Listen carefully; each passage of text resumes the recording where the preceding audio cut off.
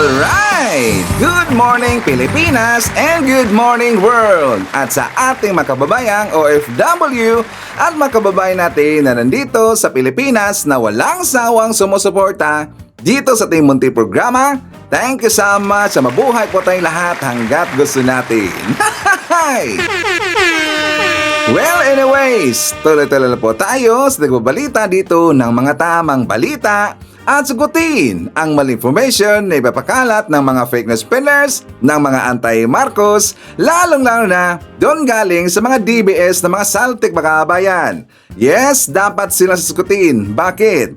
Kasi pagkahayaan natin sila na lagi pong naninira araw-araw kay BBM at sa Marcos sa may session sa katagalan makabayan, akala mga paninira, totoo yan sa mata ng ibang tao.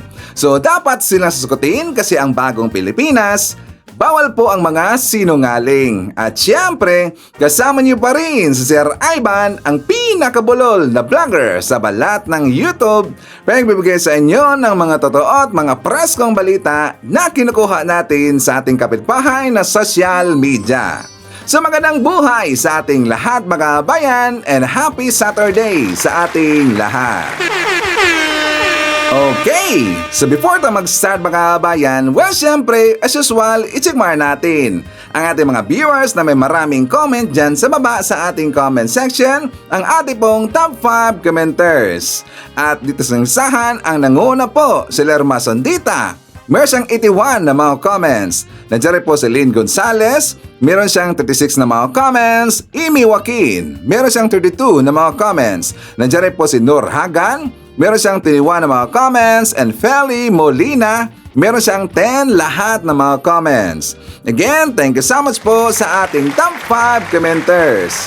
At syempre, pasalamatan natin ating po mga silent viewer dito sa ating channel. Thank you so much. At syempre, pasalamatan rin po natin ang lahat ng mga viewers na lagi pong nag-like, lagi rin po nag-shares ng ating mga videos. At doon sa ating mga viewers na nag-subscribe sa ating channel, thank you so much. At syempre, i-acknowledge natin ang ating mga channel members. Nandyan si Pusong Inami, Cosmo Defender, Barbara Butler, Katita Darl, Edmond Castillejo, Samuel Membrado, and Via Vivar. I-greet natin mga kabayan ating po mga suki, mga early birds. Yun ang una sa pag-comment dyan sa baba sa ating comment section. Nandyan sila si Riza Sarep, Maria Midasiplon, Nonoy Florin Hairs from Mandawi City of Cebu. Nandiyan rin po si Rales Carlinga, Tiki Reyes of Davao City, Trining Lozano, Josephine Abiba. I-greet natin si Marquez Hernandez from North Carolina, USA. Nandiyan rin po si Erlinda Balarasa, Jaswan May Miano from Kuwait, Juju 1626. Nandiyan rin po si Norma Gomez, Ilocana Kana, Brenda Barton, George Vasquez, and hi to Leonida Wibres. At syempre, i-greet natin ang happy birthday! Happy birthday po kay Johnny Santos Makabayan. So happy birthday! At syempre, sa lahat po ng mga viewers na nag-celebrate ng kanilang birthday ngayong araw, happy birthday! Okay, so kumusta ang lahat mga kabayan? How are you today?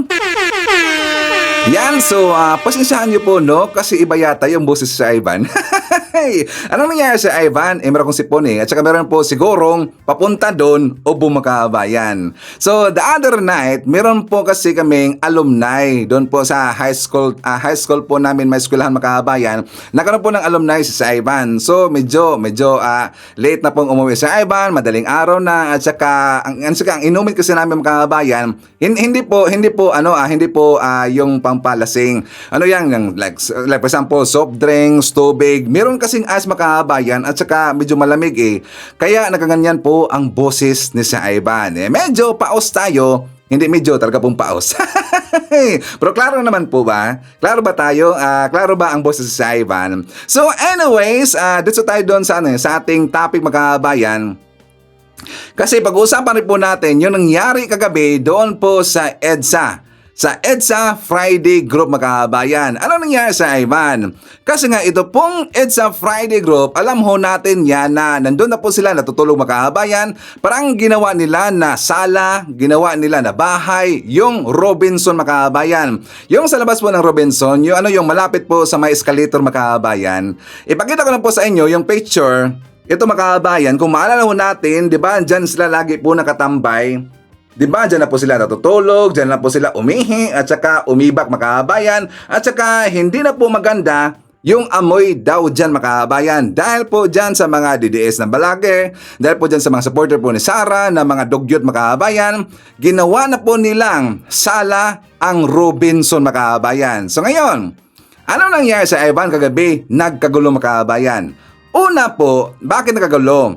Kasi ang Robinson, pamunuan po ng Robinson mga kabayan, siguro hindi na po nila matake na ganun po yung sitwasyon doon sa pinagtambayan po ng EDSA Friday Group mga kabayan na hindi na po maganda. Unang-una, ito po mga DDS vlogger, ito po mga supporter po ni Sara Duterte na lagi pong pinapadalhan ng mga OFW, binibigyan po ng donations at the same time nakakatanggap po ng kulay green mga kabayan. At saka diba lagi lang sinasabi na hindi daw sila bayaran? Hindi ba sila bayaran mga kabayan? At saka wala bang kinalaman ito pong si Sara Duterte dyan po sa kanilang pinag-ingay mga kabayan? So ngayon, dahil po nainis na ito pong Robinson, sila po ay pinalayas mga kabayan. Yes, you heard it right. Kuhang-kuha po sa video. Sa vlog kagabi po ni Tropang Ilonggo yata yung mga kabayan. Kasi nga doon po sa vlog po ni Maui, hindi masyadong kuha kasi nakagilid eh. Pero dito po sa kuha po kay Ilonggo mga kabayan, kitang-kita na ito pong si Jonathan Morales, sila na po ay pinababa or sila na po ay pinapalayo mga kabayan. Kasi nga, una-una sila po ay sagabal dyan. Sila po ay porwesyo dyan mga kabayan. Porwesyo nga pala. Sila po ay porwesyo dyan sa mga tao po nagpuntahan dyan sa dyan po sa mall, sa Robinson mga kabayan, in and out. Sila po ay sagabal talaga dyan. So malamang sa malamang, marami na pong nagreklamo sa grupo nila mga kabayan. So hindi na po nakatiis dito ang Robinson, pinuntahan na po ng mga security guard mga kabayan. Pero hindi pa rin po lumayo itong grupo na ito mga kabayan. Talagang napakakapal po na mukha. Doon po sa vlog kagabi mga kabayan, I found out na sila pala ay nag-away-away, nagka-away-away sa mga kabayan. Dahil po, mayroong grupo doon sa EDSA Friday Group, grupo nila na itong si Jonathan Morales, siya po ay pinagbintangan na kinuha po yung mga pagkain, yung donations, and also yung tubig mga kabayan. Kinuha daw ni Jonathan Morales. So, doon rin po nangyari, doon po sa kagabi po na vlog po kay Tropa mga kabayan, nakita rin po natin doon na pinagalitan na itong EDSA Friday Group, included ito pong si Maui na vlogger mga kabayan at lahat ng mga vlogger doon na lagi pong natutulog sa labas po ng Robinson mga kabayan, pinapalayas na po ni Jonathan Morales. You heard it right. Si Jonathan Morales na po dito ang nag-decide na hindi na sila pwede mag-rally doon or magtambay doon everyday mga kabayan. Okay? So, para po mayroon tayong ebidensya, but before tayo pumunta doon sa video po kay Morales mga kabayan, ipapakita ko muna sa inyo. At saka, tatandaan ninyo ang kanilang background mga kabayan at dito rin po binuking sila ni Maui na kung bakit sila nagtatambay dyan kasi nga nakakatanggap sila ng suporta or ng donation galing po sa mga OFW mga kabayan at not just OFW, pati po yung mga kababayan natin po na mga DD supporter na nandyan po na nandito po sa Pilipinas. Ito po ang ating ebidensya. For more details, let's watch this. Bakit tayo nasa EDSA? Kasama ko po ngayon yung mga nag-overnight. Ipakita ko lang sa Facebook. Hello people of Facebook. Hello sa mga nasa Facebook. Pakita ko lang yung mga kasama ko. May isang vlogger. Nag-overnight dito. Binabantayan yung mga tao. May poster ni VP Sara sa likod namin. Yan. Ang ganda tingnan. Ang ganda ni VP Sara. Ang ganda pa na tingnan ng poster. Haggard. Haggard Akyas. Ayan. May isa pang vlogger doon. Kaka-live din. Salita ka ng ganda. Taas ko lang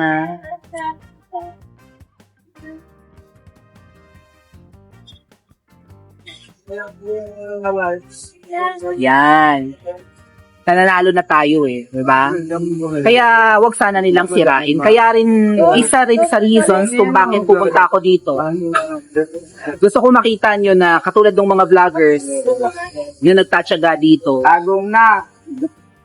sasaluduhan nyo talaga ang mga yan. Kung sila man ay tinutulungan ng mga OFWs at na-appreciate yung effort nilang pumunta dito araw-araw, simula umaga hanggang gabi. Katulad nung kausap ko kanina, 3 beses siyang magla-live. Pero yung 3 beses, hindi ko nga nagagawa yun. Yung tamad-tamad ko. So, malaki ang sakripisyo ng mga vloggers ng EDSA. Tawagin natin silang EDSA vloggers. Saludo tayo sa mga EDSA vloggers. Araw-araw. Itong mga vloggers ng EDSA, lahat ng pumupunta dito at nagla-live, yan ang totoong matapang. At bakit sila pumupunta dito? Hindi tayo hinahagip ng media. Hindi mo naman kailangang ibalita ang isang kaganapan na dapat marami ang tao So mga taong to, mga tatkuya, pwede mo i-feature ang kwento ng mga to sa TV. Isang buwan na PTS. Mas ano pa yan? Mas touching pa yan sa mga ibang kwento ng mga ano ba yung maalaala mo kaya noon or nung magmakailan man ng 7. Mas malalim ang ginagawa nila. Malalim, malaking sakripisyo at binabantayan ng mga Ngayon, vloggers. tatanungin natin po itong si Maui Makabayan. Ano bang nagawa ng EDSA Friday Group? Ano bang nagawa, Maui, ng mga tao na nandyan kung bakit nyo tinatawag daw na ito daw mga tao to ay matatapang, ginawa pa nilang bayani Makabayan? Bayani daw yung mga vlogger na nandyan at saka yung mga natutulog dyan Makabayan. Bayani daw. At saka bakit daw, sabi po ni Maui, isa daw sa rason kung bakit siya nandyan po sa EDSA Friday Group Makabayan kasi daw yung mga tao, yung mga vlogger nila, yung mga napuntahan dyan ng mga Sara supporter, hindi kasi daw hinagilap, hindi daw kasi tinatanong po ng mga mainstream media Makabayan. Ang ibig sabihin, hindi kasi sila kinakover ng mainstream media. Bakit naman sila i-cover ng mainstream media, Maui? Sige nga, bigyan mo ako yung pinaka magandang rason kung bakit sila i-cover ng mainstream media. Ano bang nagawa nila dyan?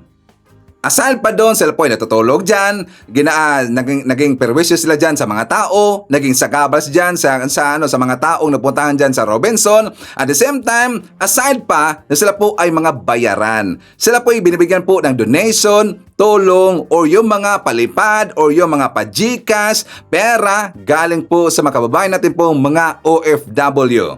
Diba? Maui, ano ba ang magandang rason kung bakit nagtatambay ka dyan? Sige nga, higitan mo ang sinabi ni Sir Ivan.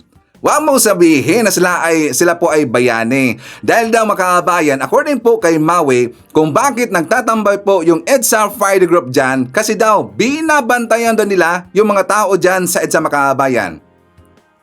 Binabantayan nila yung mga tao sa EDSA. Ano ba sila? Security?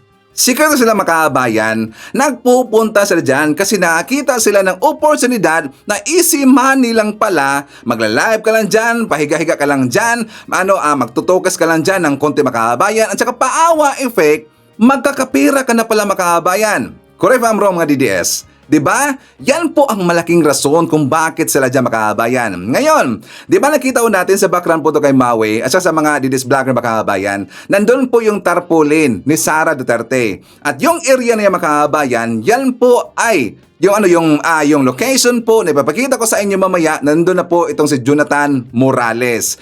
Ang ibig sabihin dito, kasi nga nainis na po, napuno na po yung pamunuan ng Robinson. Matagal na po silang gustong matagal na po silang gustong paalisin dyan Makabayan. Pero nirespeto lang po sila ng Robinson. Pero hindi na po nakatiis. Ngayon ang Robinson, sila na po ay pinapalayas Makabayan. The same location, dyan na po sila nakahiga, dyan na po sila natutulog, umihi, umibag, at saka hanggang bumaho ang lugar na yung Makabayan. Ngayon, alam nyo ba, itong si Jonathan Morales, uminit yung ulo Makabayan.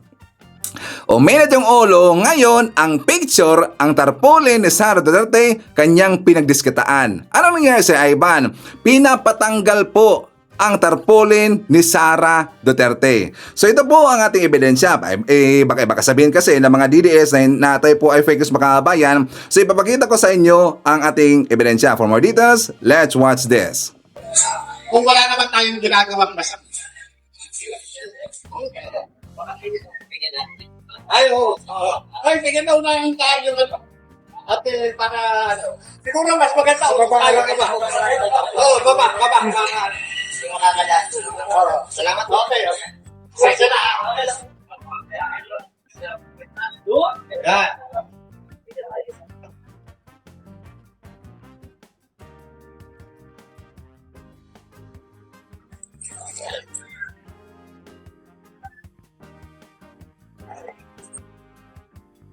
Sir, bali, basahin ko lang po yung may nag-comment sa. Nagtatanong po sila kung kayo daw po ba ay pro Duterte.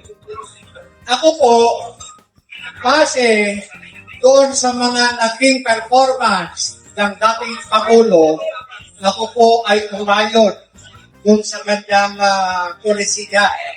Pero ako, hindi ko ako mapolitikong tao. Hindi ako maka-Duterte, hindi ako maka-Marcos, hindi po.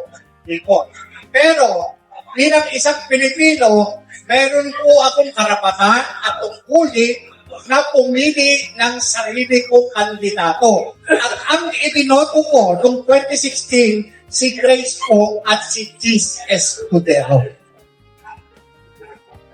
Halina po. Ang isang tanong ko po, sir. Yes. May nagtatanong po dito na ano daw po, totoo po ba yun na pinagbawalan daw na maglagay ng banner na may nakalagay na protective si Sara? Dito, during nung prayer vigil, yung prayer vigil, talagang kung makikita ninyo, walang nakalagay na pangalan o mukha ng kandidato. Bakit? Sapagkat naaawa kami kay Inday Sara.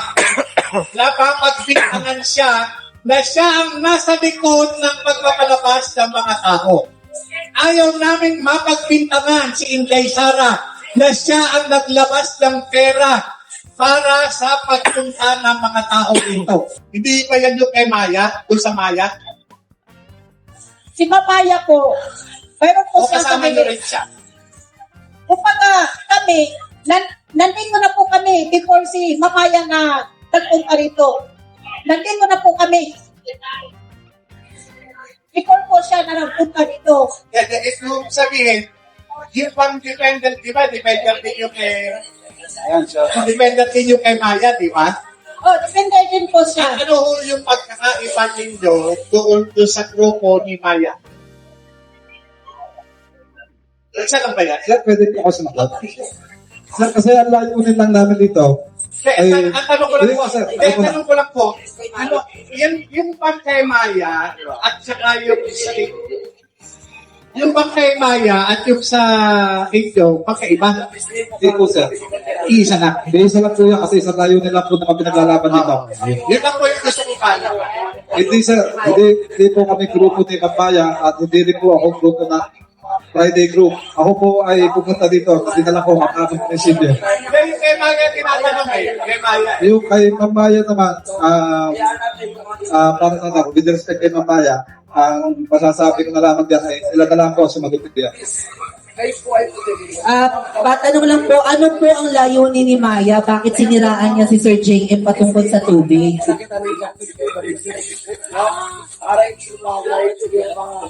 Ang alam ko lang po dyan sa tubig, kasi ito po ang nangyari. Ayan, tamsak ka. Maraming salamat. Nung dito po kami, yung mga tubig po namin dito, inakot. May ano, Oh, yung tubig po na nakalagay dito. it's Ang umakot po ay yung sinakay ko doon sa R300 na FP van. Ang sabi ko, dadalhin ko daw sa inyo. Oo. So, wala na po kaming ano doon kasi hinakot nila. So, na may natira na lang po na para na lang po sa amin na para konsumo po. So, nung nangyari po, tinanong namin ang David Ang sabi po Sanders nila, ay every Friday daw, dadalhin po daw dito. Pero noong unang Friday, ang dinala lang po dito, 3 case lang po. Yung kung dumating po kayo, sino po yung nag-o-organize dito? Kami lang po, yung Nung dumating po kayo dito, kasi yung tinatnan nyo, sino po yung tinatnan nyo? Activity po dito. doon po yun. Kaya nga po, yung Oh, nandito napunta po. dito, Opo. napunta dito. Kanino nga activity po yun? Sa Friday group Sa yun. Friday group. Oo. So yung nandito, sa Friday group. Oh, pero, Hindi nga po. Yung kine-claim nyo na tubig sa Friday group. Ngayon, bigla-bigla, meron nagbibita na ako raw yung nagka-akuha. Diba? Kasi unang-una, kaya nga ang tanong ko, ito bang activity na ito sa inyo? Diba? Kumbaga sa hindi yung ipinunta yung FBE, hindi. Yung activity dito activity rito sa area, kaya tayo napunta lahat dito, diba? So, yun Kaya, yun yung gusto kong palinawa, bakit nagkaroon ng ganong issue. Kasi, unang-una, magmula yun sa mga banner, sa mga gamit, mga pagkain, ano man, ang nag-distribute at sa Friday group. Yun po yun. Meron nagagalit daw na bakit ganito, samantala, maayos na maayos, na naglabas ng memo yung Robinson. Pinayagan na nga dito Pinayagan. Kasi nakarating po sa aming kaalaman na meron pa rin mga taong tumitigil dito mula Sabado, Linggo, hanggang ulit. So pagkasano talaga halos nakatira na rito. Hindi naman po nagiging maganda. Lalo na kung palalapasin, uri ng pakikipaglaban, hindi po magandang uri ng pakikipaglaban yung nagmimistula na kung parang irahan itong lugar na ito at na ibibinta doon sa EDSA Friday Group. Kaya nga po, ang ano po namin dito, nakikiusap kami doon sa mga tao na may mga personal na interes na tumitigil, na nanatili dito na halos sa mistula na pulubi na. Ayaw din po namin pangyari sa mga kababayan natin yan. Kaya nga po, ako'y nakikiusap sa mga tumitigil dito, mga natutulog na hindi naman kailangan. Lisanin po natin itong lugar na ito dahil hindi po yan ang uri ng pakikipaglaban. So, sana po naiintindihan natin na sana wala nang titigil dito sa mga araw na hindi naman kinakailangan. So, maliwanag po. May tanong? Maraming salamat po sir sa paglilinaw. At yun nga po, ang gagawin na lang natin mga kababayan ay tuwing Biyernes na lang tayo sa EDSA. Okay? Regular po kami nandito tuwing Biyernes. yung sinasabi po na every Friday lang po sila, kami po, sarili po namin desisyon na everyday po kami dito. Bakit? Kasi, ang ginagawa namin, kung mayroong pagbibigay sa amin, tinatanggap namin kung sa puso nila na pagbibigay, kusang loob nila na ibinibigay yung sa amin, tinatanggap namin. Kung wala kaming pagkain, pinitiis namin. Pwede kaming kumain. Kasi si Jesus Christ nga, noong unang panahon, sa panahon niya, nag-ayuno nga siya ng 40 days. Kami pa kaya hindi namin magagawa. Pwede kami hindi makakain kahit isang araw, hindi pa naman kami mamamatay noon. Pero kung mayroong magbigay sa amin, or pagkain, or para pamili namin ng pagkain, tinatanggap namin at pinapasalamatan namin yun. Pero nung pagpunta namin dito, mayroong nag-agakay o mayroong nag-alalay sa amin. Siya yon, ang Diyos naman. Kasama ito sa plano niya, kaya nandito kami. Naku po, idinamay pa ang ating Diyos makahabayan. Idinamay pa ang ating Diyos sa kanilang pagrarally dyan. Tingnan nyo, yan daw ang panawagan ng ating Panginoon mga kababayan. Will daw yan ng ating Panginoon na mag-rally sila dyan sa EDSA. Tingnan nyo, nakakagalit talaga eh. Katarantaduhan nyo mga kababayan. Dinadamay pa nila dito ang ating Panginoon sa kanilang pagrarally dyan. At saka sila na nga dito ang gumawa ang kanilang vlog, itong ating ebidensya na sila po ay nag-away-away ngayon dahil lang po sa donation mga kababayan.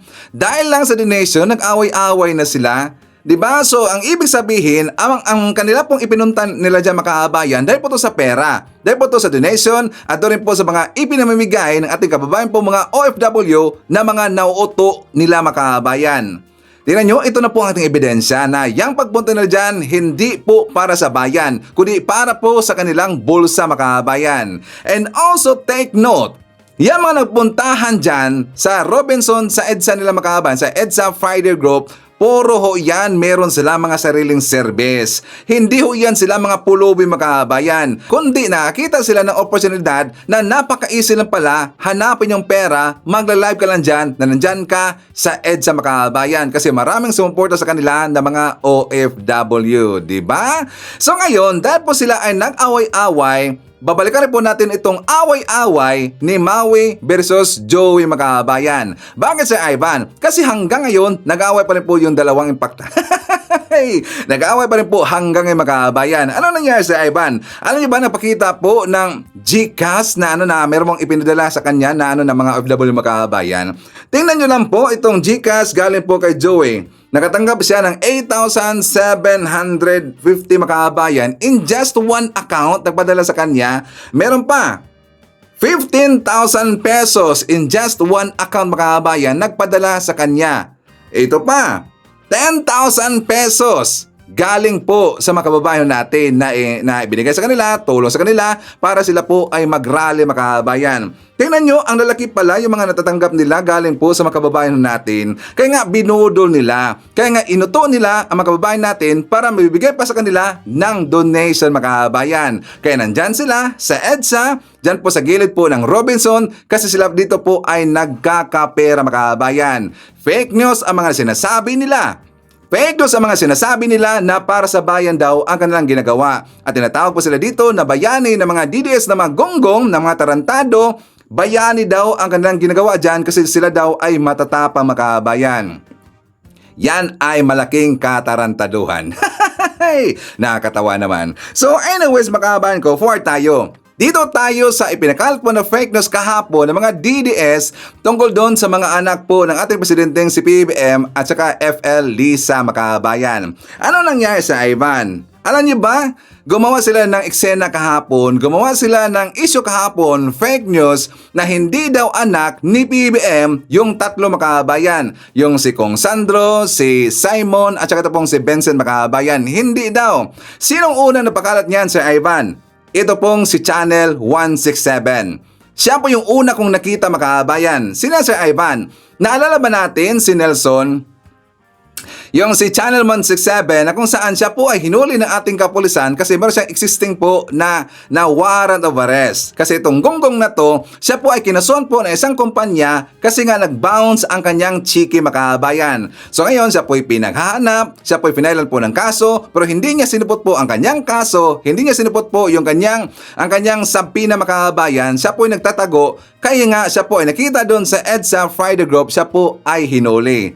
Ang kalokohan kasi dito ng mga DDS ang nagalit dito makabayan kasi nga pinagdudahan kagad, gintwist kagad po ng mga DDS kung bakit daw hinuli itong si Nelson or Channel 167 dahil daw membro siya ng EDSA Friday Group makabayan. At saka si FL Lisa daw nagbigay ng utos sa ating kapulisan na siya po ay huhulihin para daw kukunan ng informations na magtatanong sila kung talaga bang totoo na ito pong si Sara Duterte, siya po yung nag-fund dyan po sa mga ginagawang katarantaduhan ng mga DDS vlogger dyan sa EDSA makabayan. Diba yan po ang ipinakalat nila, pero yun ay fake news. Talaga pong merong kaso. Ito pong si Channel 167. Okay, so babalikan natin. Ang ipinakalat po ni Nelson makabayan, ito po. Diba, meron nakalagay dito, ito na po yung mga tirador, mga angkol, ang kanilang pamangkin. Kasi nga kung mapapansin natin, Dito sa isang picture mga kabayan, di ba sa taas nandyan po si SMR. Sa baba nandyan po si Vincent mga kabayan. Sa taas nandyan po si Felisa. Saka yung nasa taas mga kabayan, hindi ko kilala eh. At saka nandyan sa baba si Kong Sandro Marcos. Magkamukha ng mga kabayan. And also si Lagda Mio na damay dito kasi kamukha niya daw itong si Simon mga kabayan. Ngayon, itong post ito galing kay Channel 167. Tingnan nyo. Kinumpare nila yung mukha ni itong mukha po ni SMR Speaker Martin Romualdez dito kay Vincent Makabayan, dito kay Vincent. Magkamukha daw. And not just that, sabi pa dito sinabi po ni Channel 167, Uncle, I am sick. Kiss me daddy very quick. Uncle, oy, bakit daddy daw? So, ngayon meron pang nilagay po dito kay Simon. Ang kamukha doon ni Simon Makabayan, ito pong si Lagda Meo. Take note, ang una kong nakita ng post niyan, ito pong si Channel 167. Yung mukha po na parang amo ng mga snatcher makabayan. At saka ito po ay isang scammer. Dito rin po sa mga DDS vlogger, ang nakita ko na nagpa-viral niya makabayan, ito pong nagangalang Reaction PH TV. Sino yan, Sir Ivan? Well, actually siya po ay malaki po talaga na channel makabayan. Tingnan niyo po itong si Reaction TV PH kasi ang title niya dito is Scandal daw na video, asawa ni Insan Makabayan. At yan talaga po ay nag-viral. Tingnan nyo, ilang views yan in just 7 hours makabayan, almost 200,000. Pero actually, ito pong si Reaction TVPs makabayan, malaking channel talaga yan at saka siya po ay hindi basta-basta. Bakit, Sir Ivan? Magla-live ho yan 2 times a day. Every video makabayan, hindi ho yan bumaba ng 100,000 na views. Tingnan nyo, mas malakas pa po yan kay Banat Bay makabayan at saka mas malakas pa po yan ng konti dito kay Maharlika.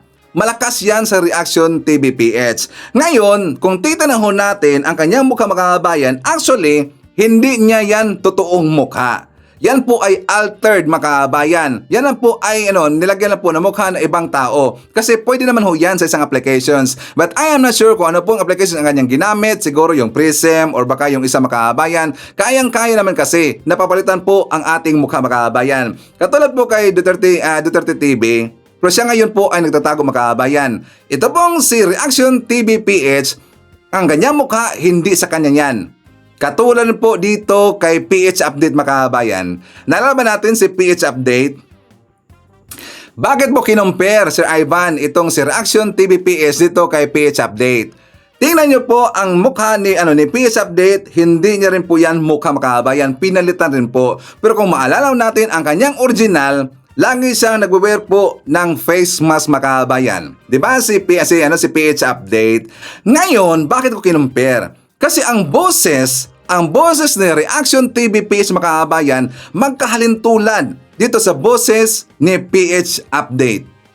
Kasi naalala ko, ito pong si PH Update makabayan, dalawa ang channel niya. But I am not sure kung yan ba talaga yung totoong pangalan na Reaction TV PH or baka iba yung name niya noon makabayan. Pero malakas na talaga noon pa man ito pong si PH Update. 'Di ba? Dalawang channel ho yan makabayan. So siguro lang baka yung channel niya na Reaction TV PH at itong si PH Update, isa lang po ang may-ari makabayan. Pero tingnan nyo, kung talaga bang sila ay matapang dito, bakit nila tinatakpan ang kanilang mga mukha makabayan? Pero kami mga pro-admin vlogger, tingnan nyo, pro-admin vlogger, nagpapakita po ng mukha makabayan. But aside po kay Nyolo. Si Nyolo, di ba, iba yung mukha niya makabayan. Para nang nakalimutan ko na cartoon character yan eh. Di ba si Nyolo, ibang kanyang mukha. But and the rest po sa mga pro-admin vlogger, nagpapakita po kami ng mukha. Kami ang totoong matapang.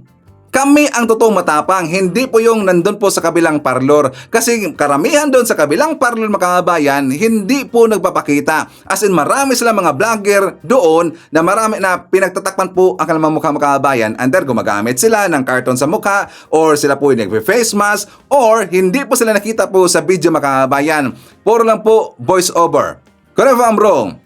Sila ba yung matapang? Hindi, ang pro-admin po ang matapang. Pero according dito kay Kapitan Gago, na tingnan na dito sa Intel, ipapa-Intel daw kami makabayan, pinapahano na kami, gagamitan ng Intel.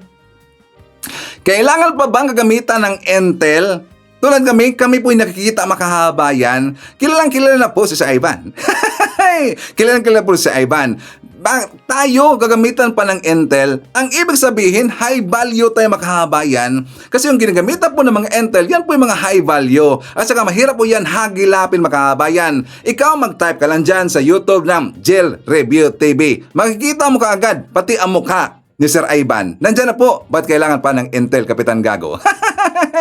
Diba? At saka wag nga pala mag-alala, no? Don't worry po sa ating mga viewers kasi nga yun po isinubing ko na, forward ko na po itong video na yun dun sa PCO makahabayan. So napatulong tayo sa PCO at dapat talagang aaksyonan yan pong si Kapitan Dado kasi ang kanyang ginawa makahabayan, yun po ay threat. Yun po ay serve as death threat ang ginawa po na Kapitan Gago. So, i-forward na po natin doon sa taga-PCO yung video ni Kapitan Dado. At saka hopefully po, yun po ay aksyon na makahabayan, okay? So, don't worry po sa ating mga viewers. Okay na po si Ivan. Okay, so ngayon, tingnan nyo. Nakita nyo na po ang ebidensya kung sino ang nagpakalat dito makahabayan. At dapat, dapat talaga yung magunggong na yan. Dapat sila po ay kakasuhan ng gobyerno natin. Hindi maganda ang kanilang ginawa makahabayan. Hindi talaga maganda eh. Ang sarap niyang kukurtin, ang sarap niyang pipitikin sa tenga at dapat lang sila po ay kakasuhan. Hindi maganda ang kanilang ginawa dito kay PBBM at saka sa pamilya Marcos makahabayan. At saka ang nakakalungkot dito, marami kasing maniniwala sa kanila. Diba, lagi ko sinasabi dito na dapat tulungan natin po ang ating mga vlogger, mga pro-admin vlogger, yung mga nagtatanggol po kay PBBM, dapat palalakasin natin. Kasi ang ginawa po ng kabilang kampo, ang mga vlogger, pinampalakas nila yung makahabayan. Kasi nga, naghahanda na ho sila for the next year na election and also naghahanda na ho sila para po sa election po sa 2028 makahabayan. Kaya nga napapansin natin dito, kung napapansin nyo po, dumadami ang kailang mga vlogger makahabayan. Dumadami. Siyempre, gumagamit kasi sila ng budget po galing sa CF makahabayan. Pero dito sa mga pro-admin vlogger, yan po ay taos puso talaga yan. Yan po ay volunteer ang aming pagtatanggol dito kay PBBM. Walang bayad-bayad yan. Pero sa kanila, klarong-klaro makahabayan. Meron ho. Marami na pong nangpiaik. Marami na pong umamin na sila po ay pinapadalhan makahabayan, di ba? So anyways, before tayo mag-jump po sa ating next topic, i-shout naman natin. Nandyan po si Los Beminda Patimo, hi to Andre Ina, Jennifer Espejo. Nandyan po si John Cuan, Susano, Arnel Manangan, Jillian Quezon, Melanie Morata. I-shout out natin si Alfonso, Rajati, Neil Sapio, Perla Leonen. I-shout out na rin natin si Arnel Manangan, Rogelio Rivadavea. Nandyan po si Emmy, and hi to Hermogenes Libitario. Okay.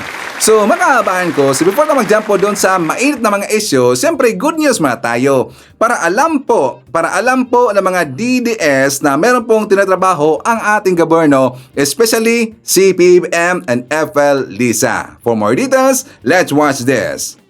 Ngayong 2024, mas pinalakas pa ng administrasyon ni Pangulong Ferdinand R. Marcos Jr. ang hakbang nito pagdating sa food security. Hindi lamang para sa kapakanan ng publiko, kundi maging ng ating mga kababayang nabubuhay sa agrikultura. Ngayong taon, pinalakas ni Pangulong Ferdinand Marcos Jr. ang produksyon ng mga produktong agrikultura sa kabila ng iba't ibang hamon na kinaharap ng agricultural sector sa bansa. Kaya naman ilang programa at mga hakbang ang ipinatupad nito. Tulad na lamang ng pagpapalawig sa Rice Competitiveness Enhancement Fund o RCEF. House Bill number 10381, it shall be known as Republic Act number 12078, entitled An Act Amending Republic Act number 8178, or the Agricultural Tarification Act as amended by Republic Act number 11203. Bago matapos ang taong ito, nilagdaan ni Pangulong Ferdinand Marcos Jr. ang inamyendahang batas na Republic Act 12078 o ang Agricultural Tarification Act na i-extend pa sa 6 na taon ang RCEF, isang pondo para tulungan ang mga magsasaka para mapabuti ang kanilang produksyon at maging mas competitive sa kabila ng mga hamon sa globalisasyon at kalakalan. Binigyan din ni Pangulong Ferdinand Marcos Jr. na ang mababawas sa post-harvest loss ng palay ay pwedeng pakinabangan ng halos 3.4 million Filipinos. Sa ilalim ng RCEP Mechanization Program, namahagi ang Pangulo ng makinarya pang-agrikultura na nagkakahalaga ng 19 million pesos, kung saan nasa 10 mga farmers cooperatives at association ng Nueva Ecija ang nakatanggap nito. Iba't ibang production and post-harvest machinery na nagkakahalaga ng 15.5 million pesos ang naipamahagi sa 9 na farmers cooperatives at association sa lalawigan ng Antique. Bukod dito, sinagot din ng Pangulo ang mga utang sa lupa at namahagi rin ito ng lupa sa mga magsasaka para mas lumaki ang kita at mas marami pa ang kanilang mga ani na mga agricultural produce. Katunayan nitong Nobyembre na mahagi ang Pangulo ng mahigit 2,900 certificates of condonation with release of mortgage at 34 na Certificate of Land Ownership Award para sa mahigit 2,000 mga magsasaka sa Pampanga. Ayon sa Pangulo, nasa 206.38 million pesos ang naisalba ng pamahalaan mula sa utang ng mga agrarian reform beneficiaries. Isa rin sa mga naging hamon upang magkaroon ng marami at magandang ani ang mga magsasaka ay ang El Nino at mga bagyo. Kaya naman namahagi ang Pangulo ng tig 10,000 piso sa ilalim ng Presidential Assistance to Farmers, Fisherfolk and Families o PAF. Katunayan nitong buwan ng Disyembre na mahagi ng PAF ang Pangulo sa Albay at Camarines Sur kung saan aabot ito ng 100 million pesos na halaga at nasa 10,000 magsasaka at mangingisda ang nakinabang nito. At itong Setyembre lang, inilunsad ni Pangulong Ferdinand Marcos Jr. ang Agri-Puhunan Program. Katuwang ng nasabing programa ang Department of Agriculture o DA. Layo ng programang ito na taasan ang kanilang produktibidad at kita sa pamamagitan ng pagbibigay ng murang pondo, pinansyal na tulong at isang nakahandang merkado para sa kanilang ani. Para sa dry cropping season sa taong 2024 hanggang 2025, pupondohan nito ang 50,000 hektarya na lupa ng mga magsasaka at kooperatiba, magsisimula sa mga nakatayong kooperatiba sa ilalim ng pambansang pamahalaan ng irigasyon, sa mga sistemang irigasyon ng ilog ng Upper Pampanga, Magat River, Integrated Irrigation System at mga sistema ng NIA na nagserbisyo sa Cordillera Administrative Region o CAR. Ang Administrasyong Marcos Jr. ay magpapatuloy na gumawa ng mga hakbang at programa na ikabubuti para sa mga magsasaka ng bansa upang magkaroon ng magandang ani at makasabay sa mga hamon, globalisasyon at kalakalan. Sa bagong Pilipinas, ang agricultural sector ng bansa ay mahalaga para sa pag-unlad ng ating ekonomiya. Hinikayat ni Pangulong Ferdinand R. Marcos Jr. ang mga Pilipino na tangkilikin at suportahan ang mga dekalibreng pelikulang Pinoy na kasama sa Metro Manila Film Festival. Wala nang masasaya pa sa pagdiriwang ng Pasko kapag kasama ang pamilya. Dahil sa buong taon, ito ang pagkakataon na nagkakabuklod-buklod ang bawat pamilya, kaanak at mga kaibigan. At syempre, hindi mawawala sa bonding ng pamilyang Pinoy tuwing Kapaskuhan ang panonood ng mga dekalibreng pelikula sa Metro Manila Film Festival na nagdiriwang ngayong taon ng ika-50 taong edisyon. Kaya naman mismong si Pangulong Ferdinand R. Marcos Jr. ang nanghimok sa bawat isa na suportahan ang film festival. Lalo't hatid-anya nito ay saya sa bawat pamilyang Pilipino ngayong holiday season.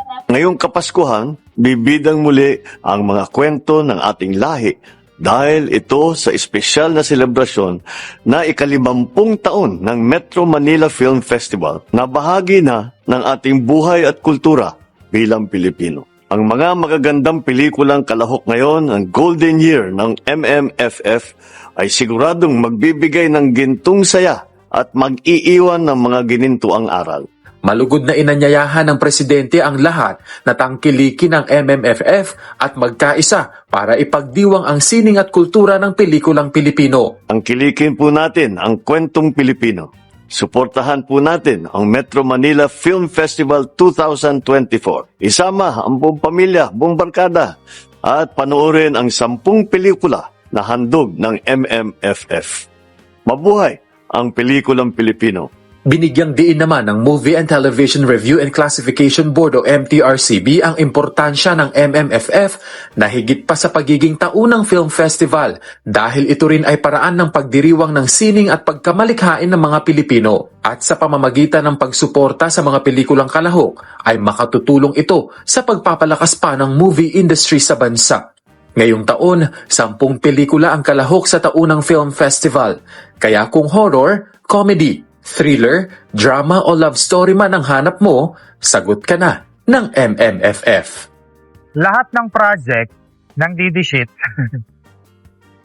inapos ni BBM. Pero sa kanila, budgeted na po na para matapos yung project. Eh, hindi natapos kahit may budget. Full budget na yon. Hindi natapos. Naghanap ang Pangulong Bongbong Marcos ng budget para matapos ang natenggang project. So wala po siyang pag-iisip ng mga politiko na project ni ganito, ni ganere. Hindi eh. Katulad siya ng kanyang ama na matino ang pag-iisip na para sa bayan, para sa taong bayan, para sa Pilipinas, para sa Pilipino. Natapusin yung project, di ba? Hindi ko sino-sino. Kasi taxpayer project yan eh. Hindi naman ko sinong administrasyon, di ba? Pero as napansin nyo ngayon, sa 2 years ni Pangulong Bongbong Marcos, lahat ng big projects ay tapos. Ngayon i-extend pa ulit to hanggang Bacoor na. Okay, phase 1 pa lang to, may phase 2 pa, may phase 3. Hanggang phase 100. Papuntang Bicol na to. Para naman sa MRT-7 na tatahak mula sa Quezon City hanggang Bulacan, inaasahan ko na magamit na ito upang maranasan ng tinatayang 300,000 pasahero ang pangakong 35 minutong biyahe sa magkabilang dulo. Sabik na rin akong makatanggap ng paanyaya sa pagbubukas ng unang yugto ng North-South Commuter Railway. Grabe. Okay, so pag may PWD, yan.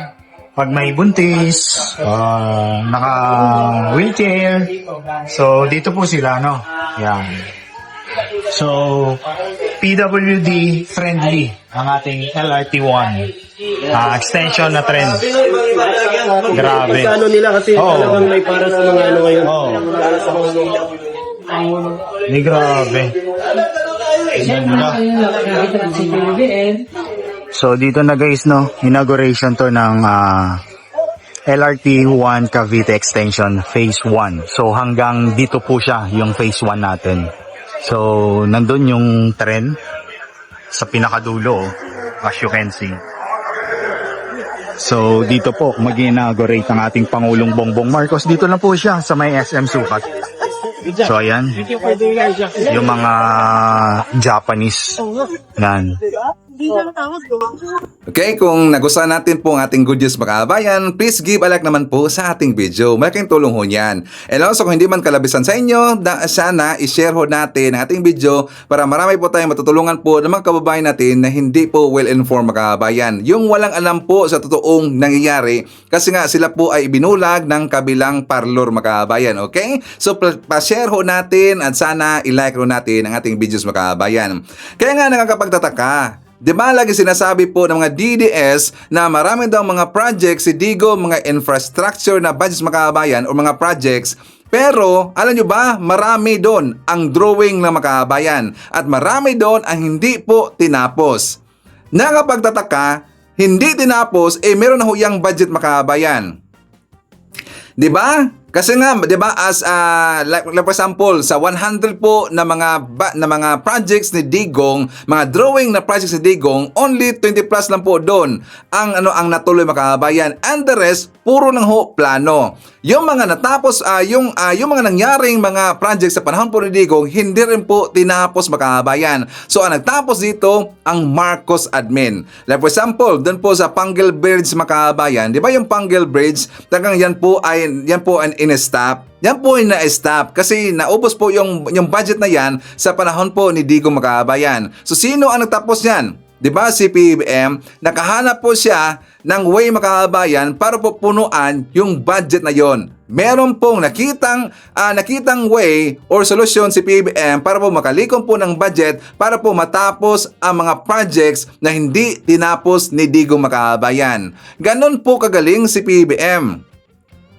Ganon po siya kagaling po na maghanap po ng solusyon mga kababayan. Unlike doon sa previous po na admin, puro kasi daldal, puro lang kasi ngaw-ngaw mga kababayan. Diba? Sabi naman DDS, marami lang projects si Digong. Maraming projects. No, hindi maraming projects. Maraming drawing na projects. Puro lang plano, pero wala kasi sa gawa mga kababayan. Ilan lang po doon ang natapos si Digong. And the rest, Marcos admin na po ang nagpatuloy mga kababayan. Bakit ang Marcos admin nagpatuloy si Ivan? Kasi nga syempre sa panahon po ni Digong naubos ang budget. At saka ang napakaganda dito, wala kasing kulay-kulay kay PBBM. Kung sa tingin po ni PBBM, yung previous po na plano or project po ng Duterte admin, sa tingin niya na maganda yan, nakatulong yan, yan talaga po ay hanapan po ng solusyon ni PBBM para matapos yan mga kababayan. Diba? Okay, so anyways, before tayo mag-jump po sa ating next topic, isa naman natin. Nandyan po si Jess of Tom from Calamba, Laguna. Hi to Rowena Bausin, John Nacario, Dioselin David. Hi to Sportsinobi from South Korea. Wilson Sia. Nandyan po si Nina Biyoko, Lucrecia Candido, Mem Mansour from Kuwait. Kasama rin po natin si Carmen Cadarao from Germany. And hi to Evelyn Garcia. Okay, so mga kababayan ko, ipakita ko sa inyo ang vlog ni Mike Abe. For more details, let's watch this. Grabe mga kaibigan, itong mga taong ang interes ay pang sarili, pampolitika lang, mga pwesto, kapangyarihan at salapi lang siguro. Kasi kung talagang may tunay na pagmamahal sa bayan at sa ating bansa, dapat ang itinutulak nila ay pagkakaisa, magtulungan para sa kabutihan ng nakakarami. Pero alam ba ninyo na ngayong Christmas season, magbabagong taon na nga, ang plano pa nitong mga anti-Marcos o yung iba dyan di umano retired general or mga taga-suporta ng mga Duterte, abay lagi ang sinasabi sa kanilang mga social media accounts, mga press release, mga interview, ay laging pag-aaklas, laging pagbabanta ng pang-aagaw sa kapangyarihan. Alam po nyo mga kaibigan, kahit sa buong mundo, kahit sa anong mga bansang mayaman o mahirap, ang pag-aaklas at pang-aagaw ng kapangyarihan ay hindi solusyon. Inuulit ko, hindi solusyon sa kahirapan at sa problema ang pang-aagaw ng kapangyarihan o pag-aaklas gamit ang pwersa para mabalik sila at maghawak ng posisyon at salapi ng bayan. Tandaan nyo, aralin nyo, lahat ng klase ng sistemang pampolitika at gobyerno sa buong mundo, walang nagtagumpay at wala pong naging kabutihan ng tuloy-tuloy ang pag-aaklas.